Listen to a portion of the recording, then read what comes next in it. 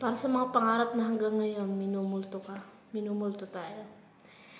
Alam mo ba yung pakiramdam na kahit anong pilit mong mag-move on sa buhay, may mga pangarap pa rin bumabalik. Parang multo na ayaw kang tantanan.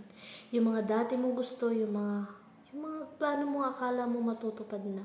Pero ngayon, alaala na lang. Tahimik ka lang sa gabi pero bigla mo silang maalala. Mapapaisip ka, paano kaya kung tinuloy ko? Saan na kaya ako ngayon kung hindi ako sumuko?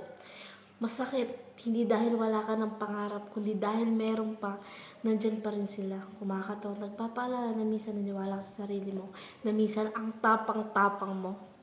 Pero ito ang totoo, hindi ka minumulto para takutin, minumulto ka para gisingin. Para ipaalala na hindi pa tapos ang kwento mo, na kahit ilang beses ka pang madapa o nadapa, may chance ka pa rin bumangon. Hindi hadlang ang nakaraan, paalala lang.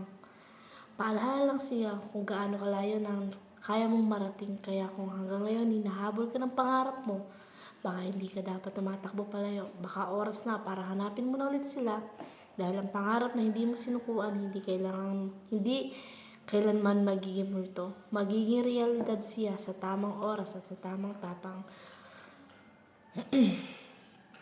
Tulad ko, umaasa ako na balang araw, ang pangarap ko, isa sa inyo ang matutupad ko. Hindi sa ngayon, pero balang araw, papabording sa akin ang mundo. Dahil naniniwala ako na ang plano niya ay mas maganda pa sa hinahangad ko.